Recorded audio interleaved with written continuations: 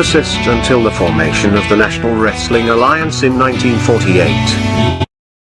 The NWA as a central governing body, with its singular, undisputed world champion, would be absolute and undeniable. This control, combined with the expansion of the interstate highway system, and the inevitable popularity and availability of regional television, would usher in an era of wrestling that was defined by what would come to be known as the territory system. The territory system would dominate wrestling for nearly 4 decades, while the borders, authority, popularity, and obedience of individual NWA territories was in a near constant state of flux. To this day, the impact and influence of these territories is still felt. Each territory had its own signature promoter and star. While it is impossible to cram these characteristics into a static, concrete map, we are damn sure going to try anyway. So open up your eyes, way before it gets too late. Now one man, there's no way you can. Hit the streetlights running, don't give a damn. A simple explanation that you'll never find. Sinners never sacrifice. We never leave love alone. Is hate really worth the price? Look at what we've done. Never cared for compromise. Always threatening someone's life, and it feels like the end of the world.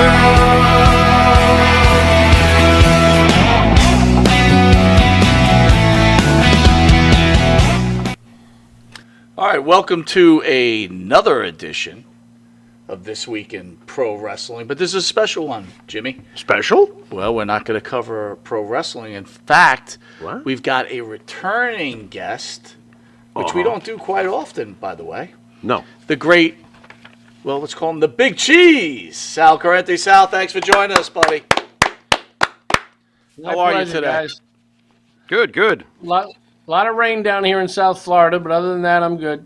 That's good. A lot of rain here, too. What a coincidence. Sal, first let's start off by thanking you for the introduction to David and Tommy. Last week's interview was wonderful, so we really appreciate the hookup. So much props to you, sir. No problem. You know, guys like them, even though they certainly had several moments in the sun, overall, their contribution is not really, not really acknowledged. And, Jimmy Hart used to say, when people asked him who was the best wrestler, he said many times it's the person you never heard of. Yeah, and that in the case of these guys, the stars trusted them and the stars worked with them. And, you don't really hear complaints about these guys because they're going out there. They know what they're being paid to do, and they do it. They make these guys look good. Well, speaking of that, right, last time you were here, we weighed heavy on your book on the great Bruno Sammartino. Obviously, not many people were in Bruno's life like you were. No. And we had a massive discussion. But this time around, you speak about people that may not be known or may not be in the mainstream, to be fair. Right. I could say that the Big Cheese, Sal Corrente. So we want to take that time to introduce you to the wrestling audience yet again for the people that aren't in the know and understand the life of the Big Cheese. Are you ready to make a run at this, Sal? Absolutely. Let's hit it. And, of course, we're learning more than ever that some of these guys that, may not be in the main light are some of the best interviews. Absolutely. Sal, as we've had you on before, but we want to reintroduce you to our wrestling family. Can you tell us where you grew up, please? Yonkers, New York.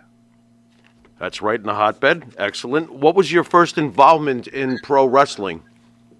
Well, it was very interesting. Gentlemen, that this photo you're showing actually was at an event in Yonkers, and that's Alpha Jr. over my left shoulder. A very young Alpha Jr., but that's him.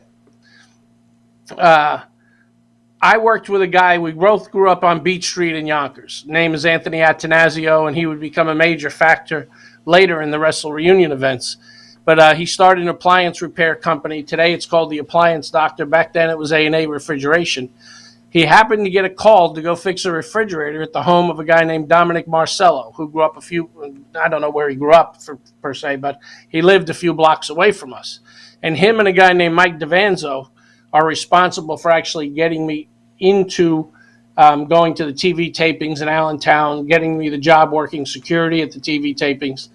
But I didn't know anything about anything except wrestling was on Saturday nights. But Dominic showed Anthony all of these pictures and stuff. And, Anthony said, hey, man, he even had a picture of that guy, the Grand Wizard, without his turban on. And he said, you can come to his house anytime you want. I can bring you over. So I went. I didn't even know the tapings took place in Allentown at the time. But he told me where they took place. I asked if I could go along, and they said, sure, if you're willing to split expenses.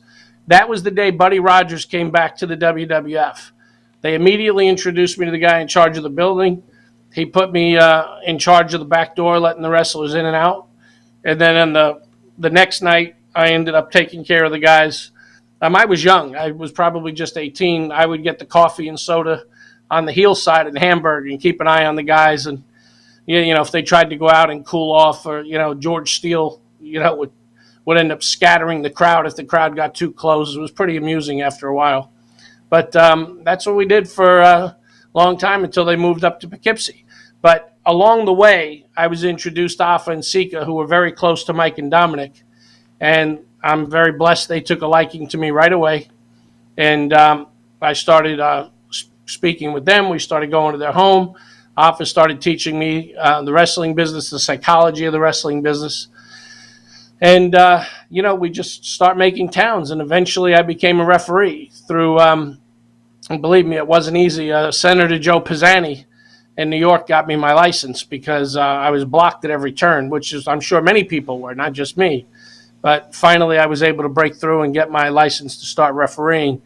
And, based on the training Afa did with me, I was able to do okay. You just brought up Afa and Sika. In wrestling right now, if you're watching today's wrestling, the Bloodline is one of the hottest angles, at least for the last couple of years, for sure, if not one of the great all-time angles. I think it is. Can you go a little deeper into your relationship with the Afa, Sika, and the entire family? Things you might have done with them, maybe being at the house, who you met, what things you did with them as far as maybe doing shows or anything of that level?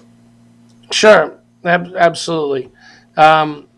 So where Afa and Sika are concerned, many times we'd go to towns. They lived on Shepherd Avenue in Hamden, Connecticut at the time, and me and Mike would drive up there often. Well, first they lived a little bit further up, then eventually they moved down. There's numerous pictures. Now that's in front of the picture you're showing there was taken the very first day that I met them. Mike DeVanzo was taking the picture. That's in front of their room at the George Washington Lodge, which doesn't exist anymore in Allentown. It's the site of a Home Depot now. But that was the very first day I met them. So I was pretty much scared to death. But, we were, as long as they were in the area, we would go where they were and sometimes drive them home, sometimes just meet them there. We'd go up for dinners.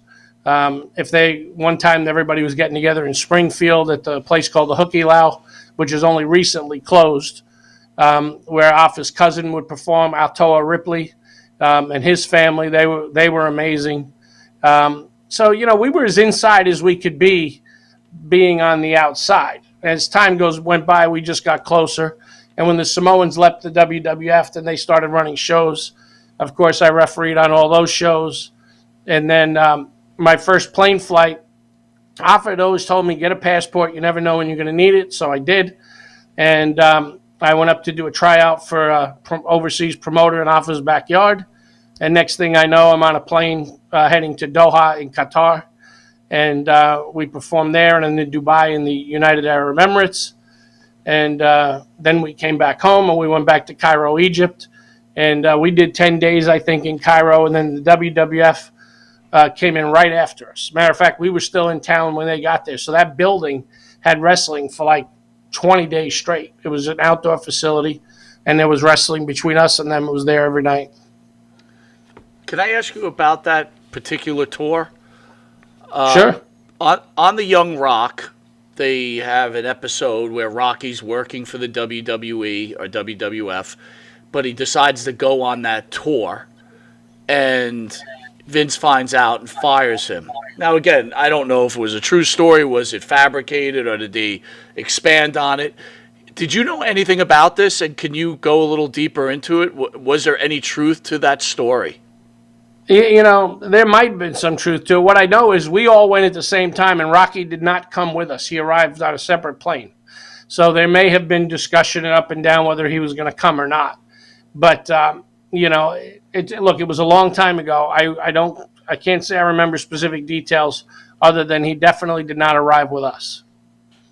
So you have a long history, obviously, with the Samoans. Did you get the opportunity along the way to come across the kids of the Samoans who are now Roman Reigns and Jay and Jimmy Uso? Yeah, I believe I met Roman Reigns when he was very young at Madison Square Garden. And Jimmy and Jay, even though they wouldn't remember it because they were young kids, Afa and Sika's sister was having a birthday party in Pensacola. I was there, and the two kids were just running around. And, you know, obviously I had no idea that, you know, they would eventually be the toast of the town. But, you know, that was my involvement with them because I never really got to Pensacola much. You know, other times, once I started actually wrestling, you know, I've tagged with Sika, I tagged with Afa, I tagged with Afa and Sika. Wow. And, you know, then we had some 10-man tags with those guys and so forth. And I tagged with the kids. Somewhere on my page, there's a picture of me, Samu, Rosie, and Lloyd, Afa's other son. We did an 8-man tag in Yonkers. So, you know, I got a lot of ring time in with these guys as well. Let's go back a little bit though. So again, we don't know much, right? We're not involved. We don't? No, you're right. We don't. Go ahead. But Sal, we always hear that back in that day, it was very hard to break into business if you didn't have a family member. How were you able to break that first, you know, maybe get past the curtain, just being someone no one knew? Like, how did everybody gravitate towards you? How did you pull that off? I don't know. It's the same as when people ask me with Bruno, why me? I really don't have an answer. Afa and Sika took a liking to me. They saw I was an honest person, and you know, and that I had a love for the business. And you know, Afa just started teaching me. But psychology-wise, the truth is, I got into the ring with very little to no training whatsoever. But you know, I had the right opponents, guys like gorgeous Gary Royal, who could basically make anybody look like a champion. And I just kind of learned as I went. And, you know, I mean, a lot of it doesn't make sense, but it all worked out fine. But why they trusted me, I don't know. I just don't. I do know that the guys trusted me, though. And, you know, all the guys from as far as I knew. So that's the best I can tell you. But it wasn't easy to break in. It just wasn't. Guys didn't do a lot of that and so forth, but, you know, Afa did. Those guys marched to the beat of their own drummer. They always did. And now keep in mind, these guys were very close to Mike DeVanzo and Dominic Marcello. Very close on their first run through. So, you know, they said I was all right. And, you know, like the first day I was there, I told Afa that I could do something, and he said, don't make a promise you can't keep. And Mike said, he can do it. I'm telling you. And that's the last thing I remember about that. We pretty much were taken in. Now, of course, at the beginning, I was taken in because of Mike, but eventually, you know, Mike had a wife and a family, and I didn't. So, and he had a regular job. I was working different things where I could take off at any time.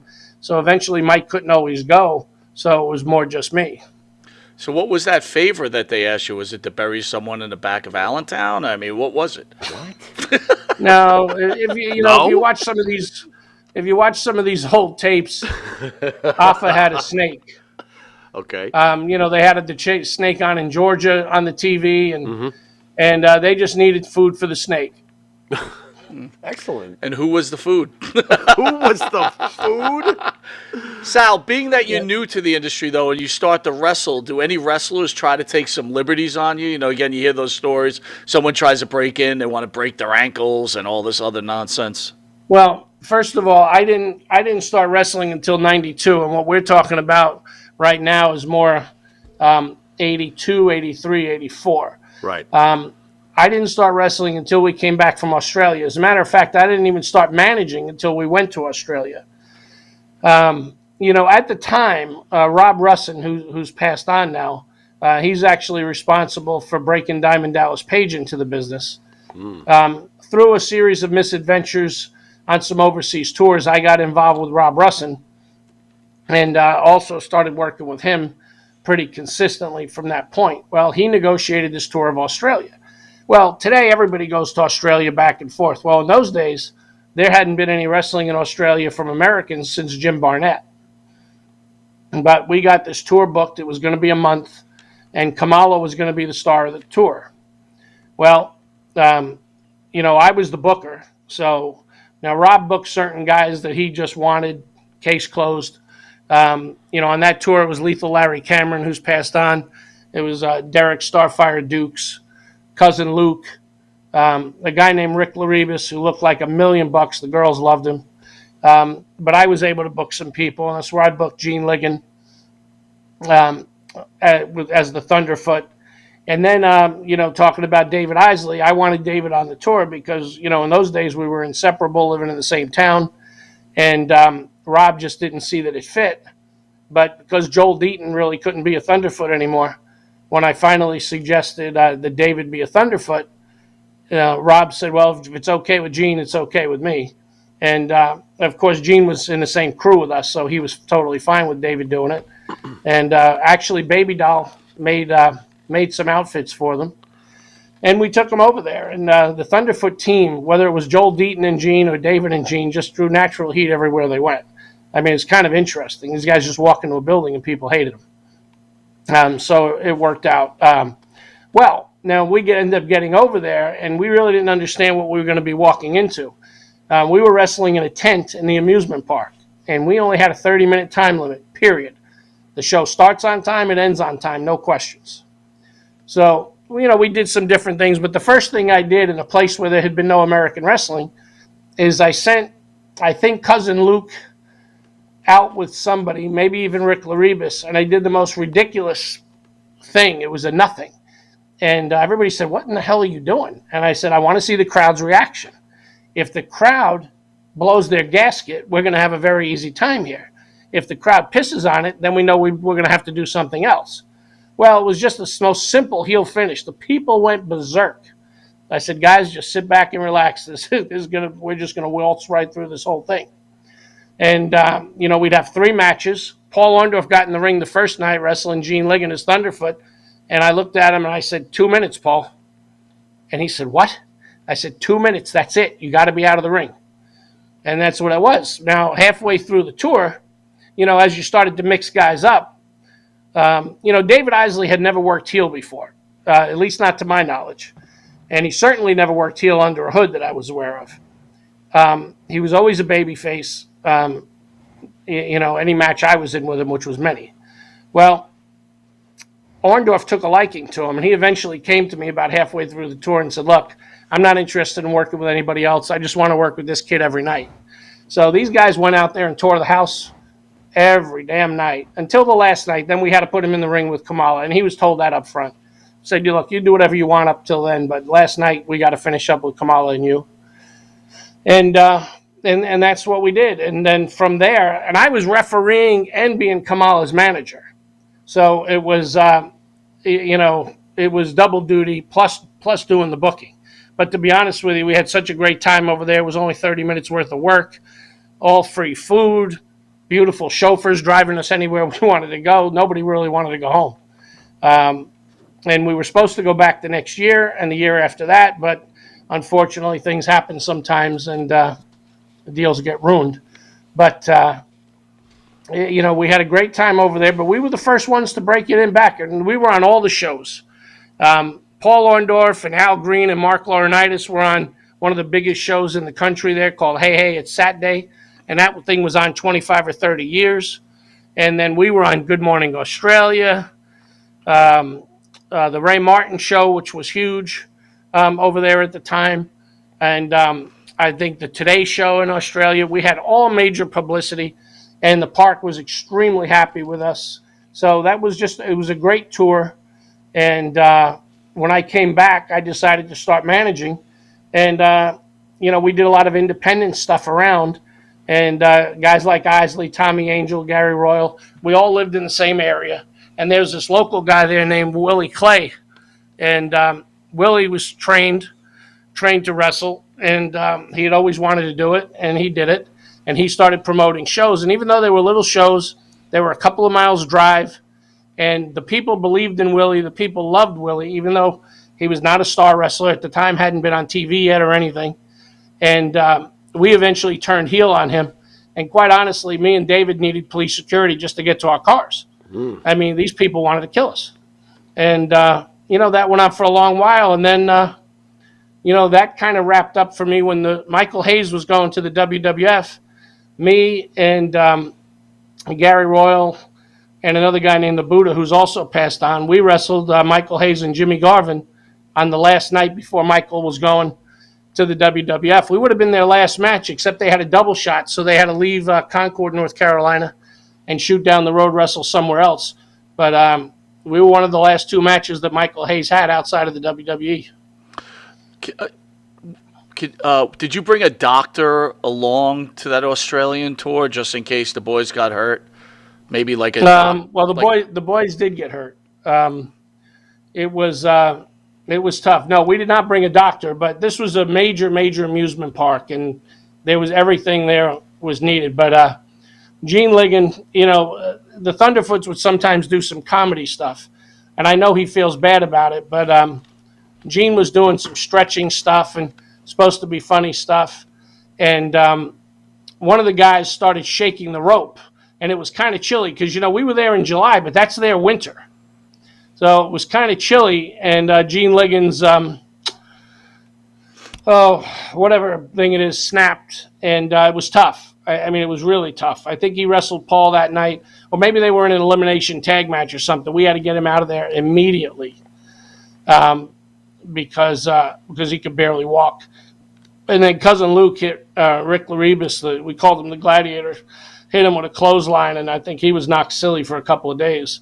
So yeah, there were some injuries. I think we might have had to use Steve Rickard. I think was over there, and he might have got us a local guy to use a couple of nights while Gene was recovering. Sal, you mentioned something interesting a little while back about that it was very difficult for someone to become a referee, that many of them were blocked. Was it a matter of knowing somebody back in those days? What allowed you? Well, keep in mind, I'm talking about New York State at the time. Right. Okay, yes, it was definitely a matter of knowing somebody. Okay.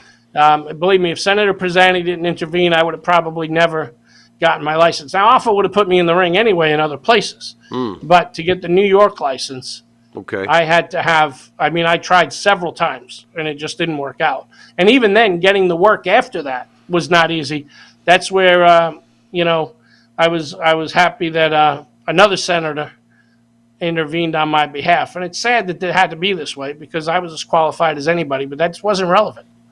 But if you were a referee in New York State, you knew somebody, end of story.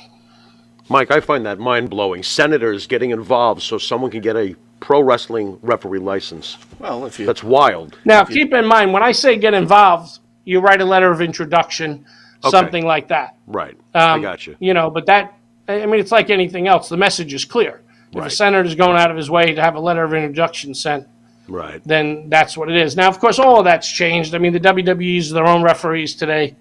It's no big deal. And then again, you got to understand if you do favors, favors back, right? Once in a while, I'll go back for you. You know what I'm saying? So he did feed someone to the snake. Is that what you're saying? Very interesting. Very interesting. Sal, how do you set up a tour of Australia? Like, how does that even come in your mind? Like, I don't know. It didn't come in my mind. Rob Russin was the guy who set it up. I was his booker. He did all the towns and stuff that we worked in those days. All I did was take his wrestlers that he wanted to be sure we used, and I would put the rest of them together, put the matches together. But he did all the business. We did a lot of TV stuff, Sports Channel America, the Sunshine Network. We did a big thing at the Horseshoe Casino in Louisiana. We used good talent, and most of that stuff has all been seen. But I didn't do any of it. I strictly handled the talent. He didn't really want to be bothered with it too much. And look, after a while, it was the same with Alpha.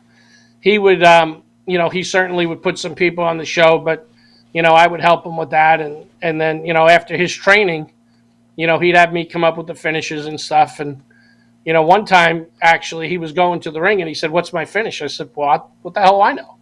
He said, "You're coming up with the finishes." I said, "Well, I did for everybody else. I didn't think I needed to come up with one." He said, "Sal, I don't have time for this shit. Tell me what my finish is." What am I doing? Which was good because in my mind, look, first of all, Alpha's a ring genius. This guy was a great finish guy. He's unbelievable. And the fact that he trusted me to do what he was brilliant at, said a lot for me. It's quite the compliment. You mentioned earlier, as you're breaking into the business, this is the time where Mike and I are really breaking into being wrestling fans. And you mentioned Ernie Roth, the Grand Wizard, which is one of the all-time greats, especially with the, the unholy trinity between Blassie Albano and the Wizard. What was the Grand Wizard like? One of the greatest guys you ever want to meet. And he gave me one of the greatest compliments of my life as well. At one point, he told me, he said, I told him I wanted to be a referee. He said, "Look, if I was still promoting towns, you'd be refereeing for me for sure." He said, "Because you're the right size," especially in those days. I was about 170 pounds and only 5'8". He didn't necessarily think that certain people fit you. What you didn't want is guys that made the wrestlers look small. So very tall might be a concern in the wrong match, right? Et cetera, et cetera. So I did appreciate that. But, what I consider a compliment, and this goes back to what I was saying earlier, is he was looking for change of a quarter one day. And somebody said, "I've got it, Ernie." And I said, "I got it here, Ernie." So he took it from me. And, the guy said, "Ernie, I told you I had it first. Why'd you take it from him?" He said, "It's very simple. From him, I wouldn't have to count it. With you, I would." Very good. Smart wizard. Sal, Hayes Machine says, Sal works as an advisor to Stan Lane. Is there anyone else that uses Sal as an advisor or agent? I don't know if you are an advisor to Sal. I'm assuming Hayes Machine is right. Stan Lane. As I'm not involved in the business on a day-to-day basis anymore, even though I have a lot of good relationships, the two people that I'm in touch with the most are Stan Lane and Jimmy Hart. And yes, they certainly will ask my opinion on different things from time to time. And Stan's had some things, including being considered dead. And then this other thing, obviously, you're referring to, where I've certainly participated with some advice. And then, of course, wrestling things, conventions, things like that. I stay in touch with those guys on a very regular basis. Stan has pretty much walked away from the business, doesn't communicate with anybody but myself or Jim Cornette. And Jimmy, of course, is all over the place all the time. But we talk on a regular basis. And, I just help out guys when I can. But other than some of the underneath guys like David, I'm not really in touch with guys. Gary Royal, I am. We worked together for many years we both worked in the health club industry as software trainers and stuff, which helped me a lot because it didn't matter where the booking was. I was able most of the time to go do something and on the weekends and have the regular job during the week. So, Sal, I don't know if you still watch often Today's Present Wrestling or the show Dark Side of the Ring, but I'm going to take a shot at this. If you do watching all these guys, and I'm assuming you've met quite a few of them, how does that program affect you? Do you think it sheds a bad light on the guys that you were friends with, or do you think it's necessary evil to keep interest in the pro wrestling business? I have to be honest with you. I hear about it all the time. People tell me I should watch it all the time. I've never watched any of it, not even for a minute. Look, to be honest with you, I was around through most of this stuff. I don't really need to see it on television. Um, yeah, that was at the Yonkers Raceway. The picture you're showing there, and that's Rosie on the right, Samu, and then Lloyd there on the left. So that's Sika's son on my right, and then Alpha's boys on the left. So if I was to throw a quick, you know what? This is a great opportunity to ask this question. Hit it. So that Samoan family tree is very, very difficult. It's phenomenal. If I asked you to go and run down the Samoan family tree for me, do you think you could do it? What? Well, I mean, to a certain level, there's more and more guys coming, but you've got Alpha and Sika, and if you take Sika's child, you've got Roman Reigns. In Alpha's, you've got, of course, Big Sam, which is Samu, and then you've got Alpha Junior, and you've got Lloyd. Now, through their sister, you've got Rikishi, who at the time was the Tonga Kid #2. You've got Sam Fatu, which is the Tonga Kid #1, and their brother also wrestled for a short time. I can't really remember his name right now, but he wrestled for a short time as well. I don't believe he ever got any TV in, but he was also a good hand. Now, of course, Rikishi's sons are Jimmy and Jay, and the other guy, Solo, is also Rikishi's son. Sam Fatu, the Tonga Kid, the guy wrestling in the what's the name of that group? Jacob Fatu is related to Tonga Kid. Now, a lot of people think the Tonga Kid and Rikishi are twins. I can absolutely guarantee you they are not twins. Period. That's a false story that seems to stir up from time to time. That's about now somewhere. Reno Anawa'i, the Black Pearl, is in there too. That's probably, I'm going to assume it's another brother of the Samoans, but it's a pretty large group. Lance Anawa'i, of course, is Samu's son. Very good kid, very talented. Probably deserves more of a break than he's getting. Where is Umaga on that tree? Umaga is and of course Yokozuna. Of course, Yokozuna. Yeah. Yeah. Yokozuna, his name is Rodney Anawa'i. So he's a brother. Matter of fact, his first tour was when we went to Egypt. He didn't even have a name at that time. They called him Rodney the Tank.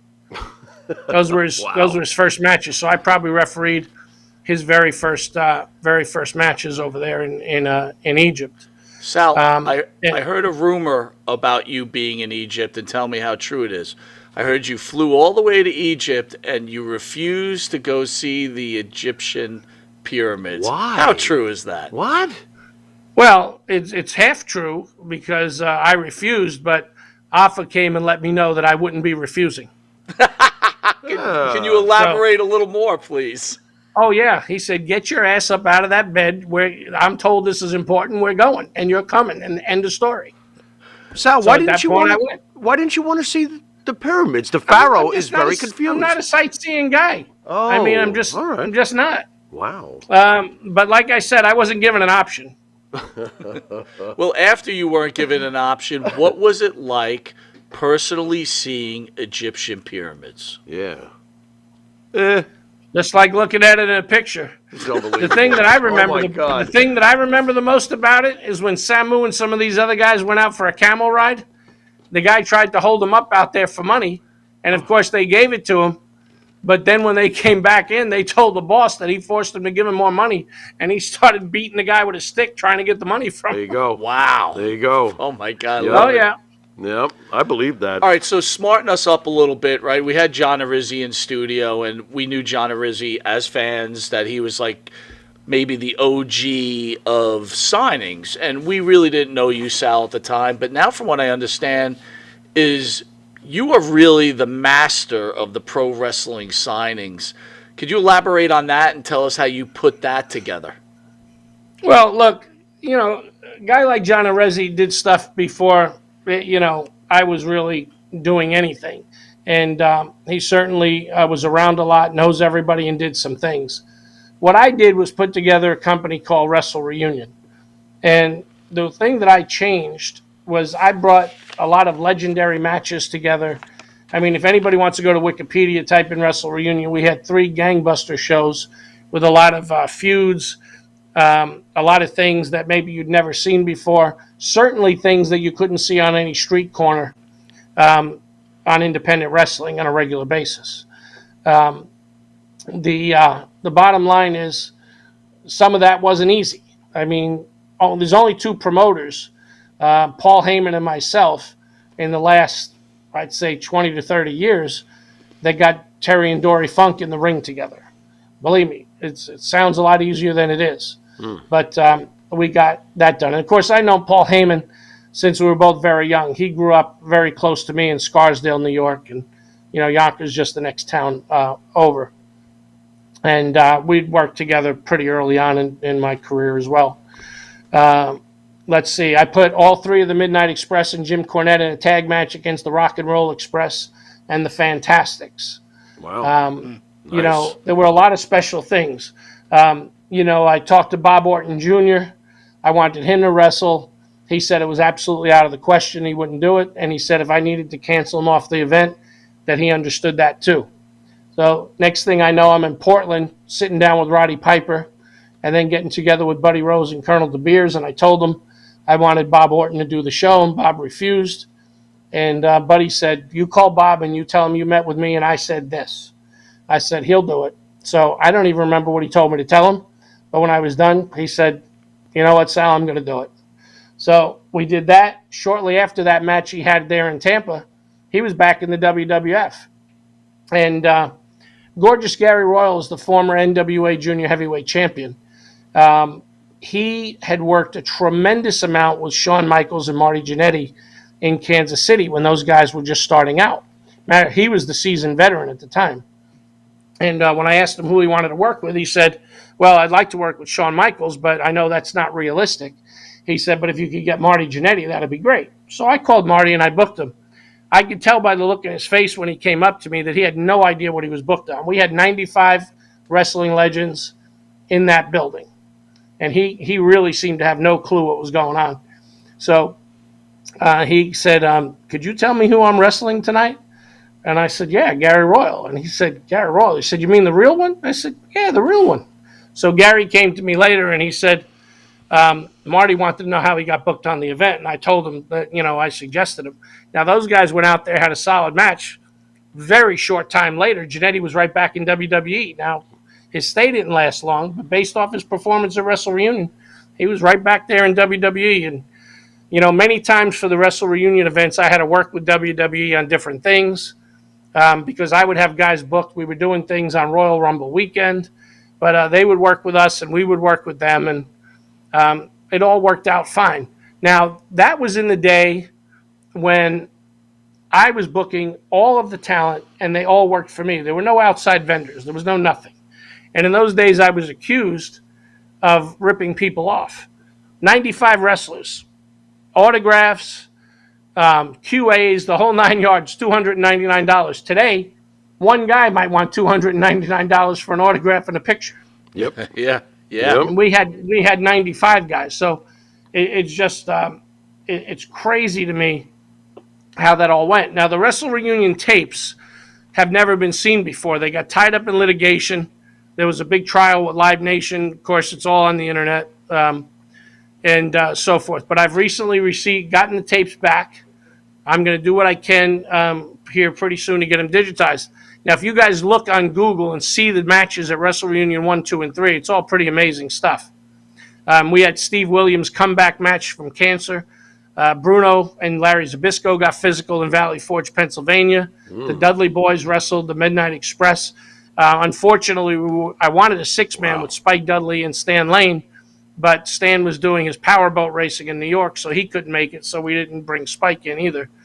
But the Dudleys were very happy just to have the chance to work with Bobby and Dennis. We had Dusty Rhodes against Terry Funk, with Mick Foley being a guest referee.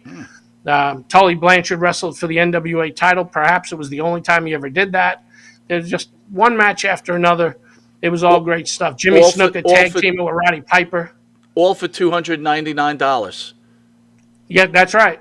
I want to see these matches like now. So, yeah. Going back to the video when you digitize them, right? What's your plan? Are you going to create a channel? Are you going to try to monetize it through a website? What's the plan? I don't know that any of that is viable. We're going to put together a sizzle reel and just try to market it. Right. I'm hoping WWE or AEW will take a look at it. That's really where it needs to go. But I will tell you that of the wrestling legends out there, this is probably the only film that has never been seen.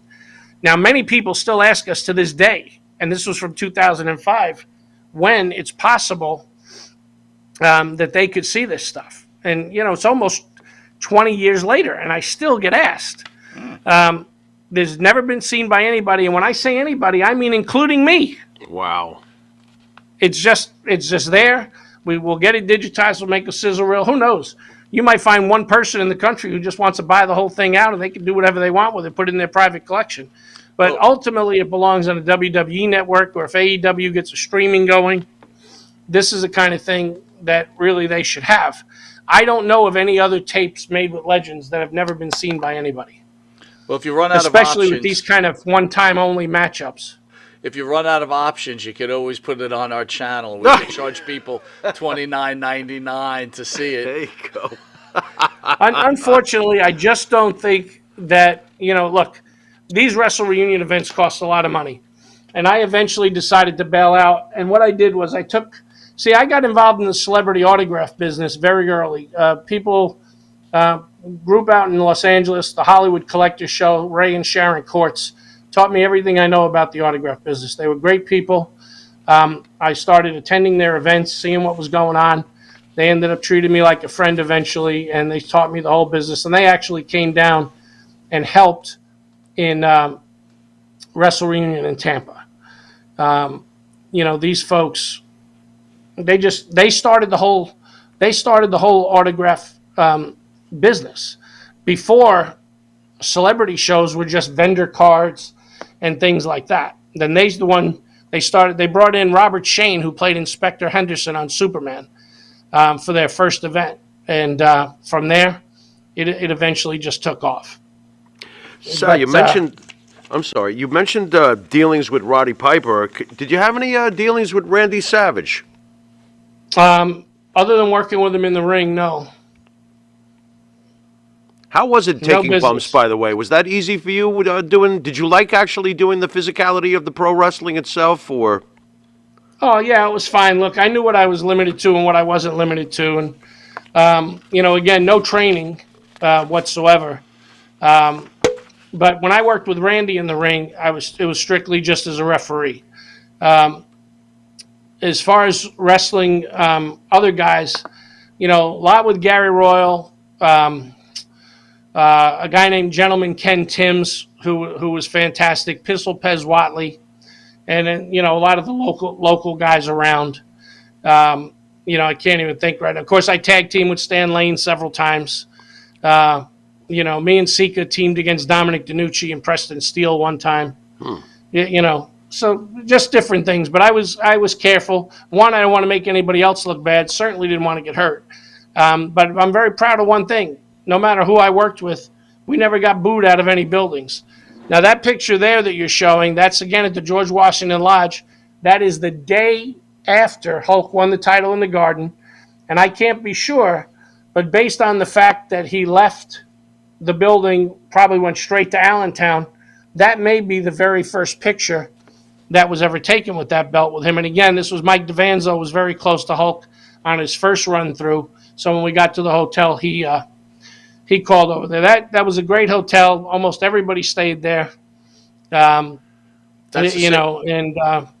you were around there, you were pretty much in the loop. After Ray Stevens pile drive Jimmy Snuka, he had breakfast at the next table next to us. The next morning, so you saw a lot, and you hung out with the boys at the bar. Well, that's the same hotel where the Snuka Argentina issue happened, right? Yeah. Wow. Yes. Yes. Sal, you mentioned that Stan Lane has walked away from the business. It's not to health issues or anything. Is he just disgusted with the business? Or Guy looks like $1 million. so why has he walked away? I have to ask, as as a fan. Um, I don't know what to say. I mean, some guys, when they retire, they retire. He never had, I guess, a ton of close friends in the business. Certainly, he doesn't have any problems with anybody. Okay. But, he's just trying to enjoy a quiet life. The truth is, if it wasn't for me, when he walked away, he may have never wrestled again. But, I talked him into doing several different things, some of them for me, some of them for other people. And he made some comebacks, but it was very limited. It was one night. And the last time I talked him into a comeback, I told him to be the last time I talked to him about it. And it was. We went out, me and him and Bobby went to the ring with the Rock and Roll Express 2 nights in a row. And that was it. And he just lives a peaceful life with his wife. And look, the truth of the matter is this, guys. There are plenty of people who don't engage with wrestlers anymore. I mean, I don't know how many people engage with people from their work after they retire. And Right. and that's now he'll make some conventions from time to time, certainly. And I just had him do a virtual signing with High Spots. Michael Bikikio over there at High Spots. He's actually going to do one with Gary Royal next week. But I've booked several people there, and they seem to enjoy that stuff. But he took over Wrestle Reunion, changed the name to WrestleCon. Through Ray and Sharon Courts, I had contacts with hotels. I turned all of that over to Michael and told him that you just carry on without me. Half the time, I'm extremely upset I did that, and the other half, I'm extremely happy I did that. Sal, the amazing thing, it's not. Seems like all these wrestlers, the list of them from San Martino all the way down, have this incredible trust in you. So I have to ask you this: the one guy that seems to have a problem with you is Jim Cornette. What's the issue there? If there's an issue, I'm not aware of it. I had read somewhere where he shot hard on you about the Wrestle reunions, and that he didn't like the way you ran them.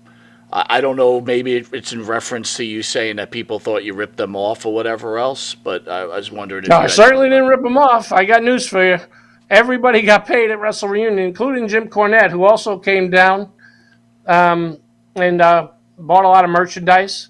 And so forth. The only problem that I know of that Jimmy had with me was, again, at Wrestle Reunion, you see things you didn't see everywhere else. And, I convinced Mick Foley to team up with Terry and Dory against all 3 of the Midnight Express. And I booked the Midnight Express to win the match. And Jim just felt like the Midnight Express were the greatest losers in the world. And, he thought that was what should be done. It's really not what I wanted to do. And, of course, unfortunately, I couldn't take the thing much further because things blew up with Clear Channel. But, other than that, I've never had a problem with Jim Cornette. Not that I know of. We worked together many times when I was a referee for the NWA. Haven't spoken to him in a long time. Now, I did try to call him several months back to give him a chance to make some money. He never returned the call, so maybe you're telling me that's why he did it. I don't know. But, no, maybe it's like you said. First time I've ever heard of anybody being mad, being told to win a match. Maybe he just didn't agree with your booking then. Maybe it was just something as stupid as that, Well, he probably right? didn't. Yeah. Okay. Can you? Everybody always has a better idea. Right. You mentioned But, you mentioned twice I about. couldn't put it this way. I didn't hear any of the Midnight Express saying, "No, Sal, we don't want to win." There you Not one go. of them stood up and said we want to lose. You mentioned the videos that you finally got your hands back on were in litigation, and then the problem with Clear Channel. What happened there? Like, what was the situation? Well, they didn't live up to the written part of the agreement as far as I was concerned, and certainly not the spirit of the agreement. So, we took them to court, and we didn't win, and they held on to the tapes for the specified time, 15 years. Then my attorney, a guy named Chris Rodhams, who I met through Brian Blair, I told him, I said, Chris, the 15 years is up. Let's see about getting the videos back. So he made a call over there, and, they said, hey, that's fine. As long as he releases us from any harm, nobody here cares anymore. You can have him. So that was it. So we just signed off, and that we both would not bother each other anymore about this. And I've got the tapes. Now it's just a matter of doing something about it. There's a place here that can digitize them, but we're talking about a lot of tapes, and it's not just the wrestling. We've got all kinds of interviews conducted by Bill Apter, Joey Styles. I'm not sure who else, but a lot of the legends did lengthy interviews. Excuse me. That was part of it as well. Then I think the QA sessions are filmed. There's all kinds of stuff. Wow, that's going to be incredible. I think you're going to do well with that, Yep. man. Yep. By the sounds of it, oh my God, this is going to be great. Well, look, the truth is, I would have thought WWE would have scooped this stuff up in 5 minutes. So many Hall of Famers, and quite honestly, every time you turn around, somebody else who's a part of it is dead. Yeah. And in many guys, this is their last matches. They didn't wrestle necessarily anymore after this, some of these people. Sal, as you're mentioning, there's been so many wrestlers, that have passed over the years, way too many. Can I ask you what was the most upsetting passing of a wrestler to you personally?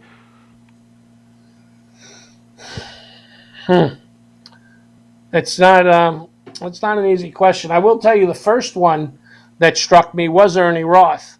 I was walking into Madison Square Garden. And I used to go up on the back elevator, and the guy named Dan Bruno, who helped me a lot over the years, he told me the Wizard was dead. I didn't even believe him. And then Paul Vachon walked in, and I said, "Paul, what about Ernie? Is he dead?" And he said, "Yeah, he's dead." So that was that. I guess some of the ones are more shocking. Like I didn't expect Roddy Piper when I got that news. I really didn't believe it. Luckily, and I'm sorry if I'm not remembering everybody, but, Sherry Martel, that certainly, we were very close. She spent the night at the house several times with my parents in New York and then out in Colorado. So that was, again, unexpected. And we were very, very good friends. As a matter of fact, she's the one that got me into the AWA to start refereeing there. And Nikita Koloff is the one that got me in the NWA. So, you talk to, did you have to know somebody? Well, pretty much you had to know somebody, everywhere. And then I just got lucky. J.J. Dillon took a liking to me, and we're still friends to this day. And, I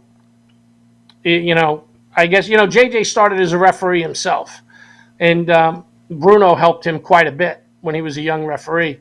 And in some ways, I think that J.J. saw himself in me. And I ended up doing TV for those guys in Philadelphia. And when he came to the ring with the Horsemen, he asked me if I was holding up okay. Because I had really never done that many hours of TV under hot lights by myself with no breaks. And I said, no, I'm good. And he said, well, come see me when we're done. He said, I got some bookings for you. And then they started booking me in the Great American Bashes and things like that. But obviously, I mean, I'm assuming Bruno is the biggest. That was obviously a major, major shock. And I'll never get over it. I'm assuming you already knew that. Yes. I'm just trying to think of the other folks that have passed because so many have. Sure. But the Bruno thing, I'll never get over. I'll never forget getting the phone call, the morning. I know exactly. Put it this way. I was in basically the same place for two major events, and both in Yonkers, in literally the same place. One was the bombing of 9/11. And the other was Bruno's death. There probably wasn't 20 feet separating where I was at the time of those two major incidents. But other than that, some of the guys like Jimmy and Stan, if they see me call, many times, they figure somebody's died. Well, Sal, I want to thank you for coming on the show for a second time. First, we've only known each other for a short time, but I could tell why everybody trusts you and like you. You've been nothing but kind to this show, helping us out any way you can. So we want to personally thank you for that. We also want to thank you for your first interview, which is one of our sponsors and a big sponsor, Jim Beam. Loved your first interview, and that helped us join in partnership with Jim Beam. So we thank you for that. So I just want to say from both of us, thank you, Sal, Big Cheese Sal Corrente, for being a stand-up guy, a treasure to pro wrestling, and thank you for helping Long Island, or the world's world's. #1 pro wrestling broadcast. Thank you, Sal. Thank you so much. Thank you. No problem. And if Jimmy Cornette has a problem with me, I'm going to hopefully find out what it is, because I don't have a problem with him.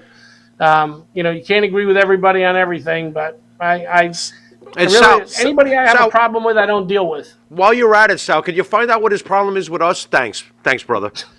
And Sal, Well, what I will tell you is this: when you look over the Wrestle reunion events, if you see somebody who's a legend that's breathing, that wasn't on one, that's there's a message in that.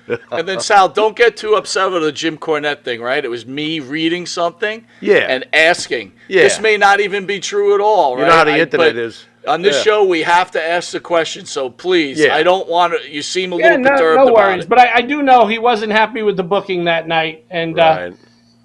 it was a whole big thing. But like I said, no hard feelings. The Wrestle reunion events, as exhausting as they were, and you guys really should look up those cards.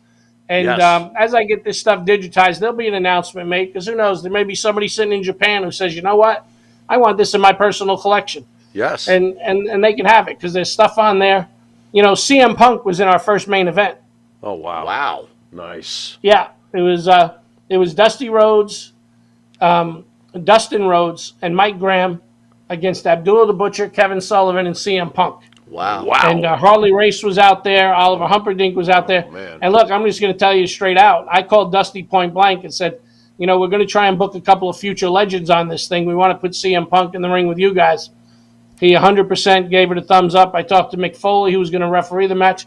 He 100% gave it a thumbs up. And, we had no problem. He came there, did great. And he certainly became a future legend for sure. You got to make one promise, though, to Sal, to wrestling fans out there.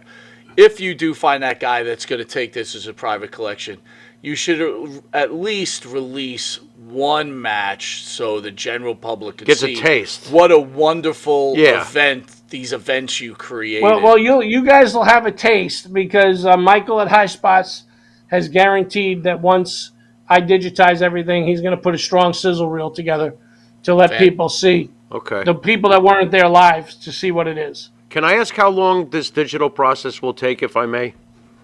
Not long. Look, there's so many tapes, I can't even catch. Probably 500 tapes. Wow. But that's because of multi-cameras and then all the other things. But I'm just going to probably take 15 or 20 tapes, which are the actual matches themselves. Sure. Take them down, get those digitized. That should only take about a week. Okay. Then when that happens, then we'll give that to Michael, and he'll put the sizzle reel together. Excellent. The fans are salivating. I see Mike, he needs a drool bib, so we're good. The great Sal Corrente. Thank you again, Sal. Thank you, Sal. Thank you, guys. Have a great God bless night. you. Thanks, Thank brother. you, sir. You too.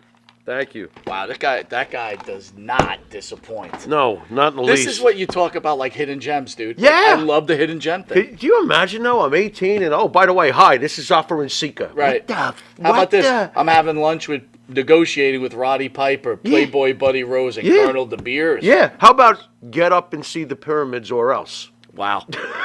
All right, anyway, we're going to cut this out, guys. That's right. We are back at 9 o'clock with pro wrestling legend Barry Horowitz in-house. So I wish you guys, hopefully you'll join us. I hope you enjoyed the Great Big Cheese Sal Corrente. That was great. It was gold. It was. The guy was gold on his was. first interview and gold on this. wanna see- Amazing, amazing man. I want to see these matches. Tell them to hurry up. And you know who else is gold? Who else?